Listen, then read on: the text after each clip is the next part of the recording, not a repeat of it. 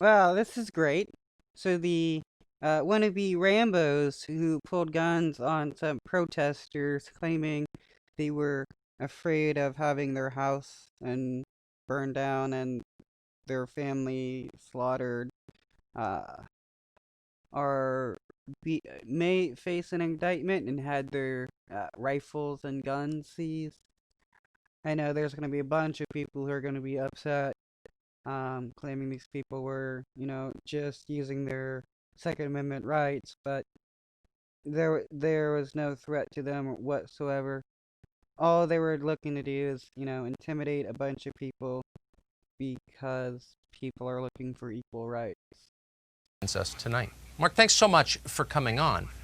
So, before I ask you about how you feel about this reimagined public safety you've been subjected to, tell us specifically what happened when the police visited your home recently. Well, the police were really very professional and very nice. The cops that came out to issue the search warrant on us, they were almost apologetic. They didn't want to have to be there. They were doing their job. I mean, Patty wanted to take a picture to document it, and she asked them if they wouldn't mind facing away from the camera so that.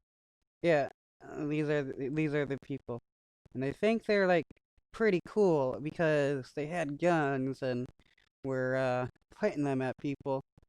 Some of the time they were like just pointing it at each other. These people didn't really know how to, use guns and stuff. They just bought guns to intimidate people. That people wouldn't get mad at them if their faces were shown on TV, and they all did so. I mean, they unfortunately are stuck between a circuit attorney that wants to prosecute us and their own belief that we did absolutely nothing wrong.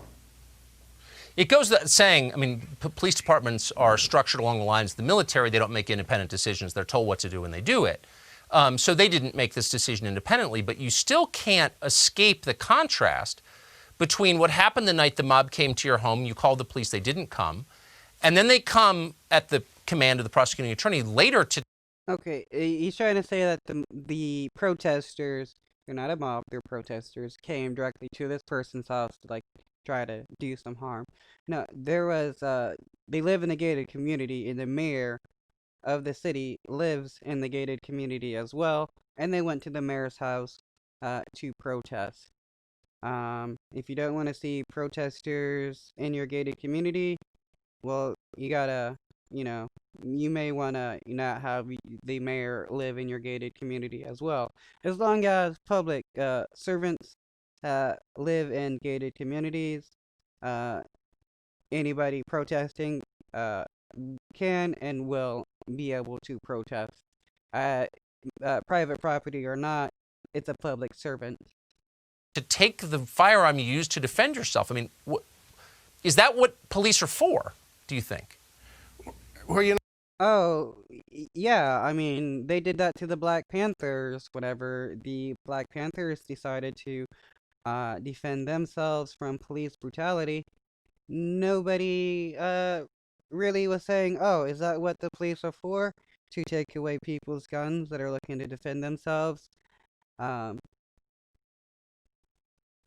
and this is the same.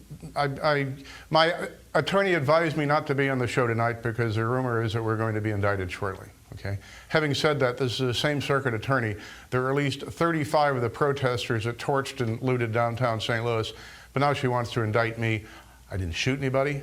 I just held my ground, protected my house, and I'm sitting here on television tonight instead of dead or putting out the smoldering embers of my home.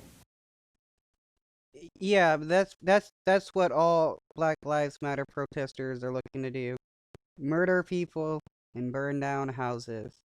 Um, a lot of the rioting and stuff was done by white supremacist groups. So the people he should be more afraid of are right wingers. So, I mean, your strategy in response to all this seems to be staying silent doesn't get you anything, obviously. If you just retreated into your house, it probably would be burned to the ground, as you just said. But is that how society should function? I mean, shouldn't someone in authority in the state of Missouri be coming to your aid right about now? Well, the way I view it is that when you have certain elements of society encouraging violence at the No, I just find it funny how this guy is supposed to be some kind of victim when nothing happened to him or his wife or his property, but somehow he's a victim. same time asking the police to stand down.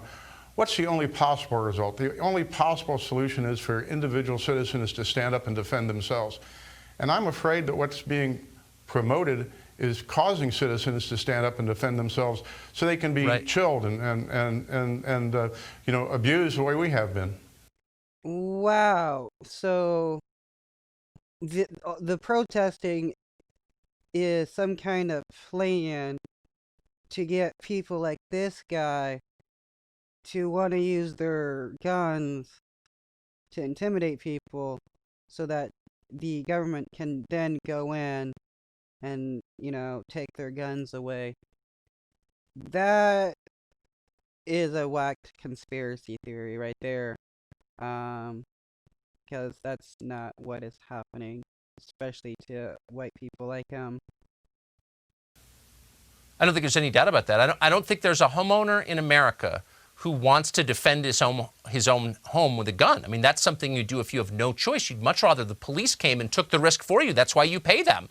But they won't. What do you make of the media response? You were lectured on another channel by a guy who's repeatedly threatened violence against people, actually threatened violence against people for getting in his space, and yet he dressed you down for defending your home. What do you make of that? Well, the traditional media is right behind the mob. I mean, we're not allowed to use that word anymore. The large crowd of angry people and are supporting these entities, which are, from my understanding, Marxist and oppose everything that I stand for and I hold dear and near. And we've gotten tremendous support from ordinary people. My phones and my emails are running about 90% positive now. We've gotten calls from all over the world. I got a nice letter from a lady in Ireland this morning congratulating us for taking a stand against the violence. And so I think the vast majority of Americans wish they could do something.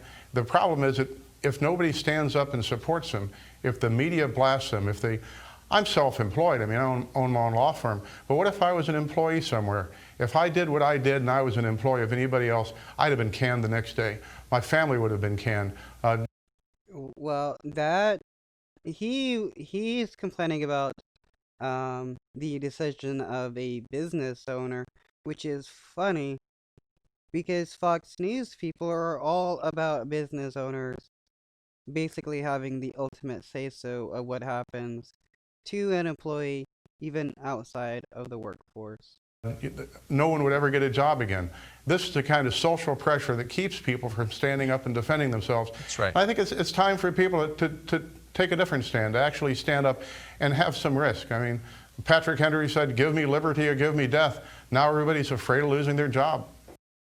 Oh, woe is the white, wealthy class of American citizens. They're so oppressed and abused.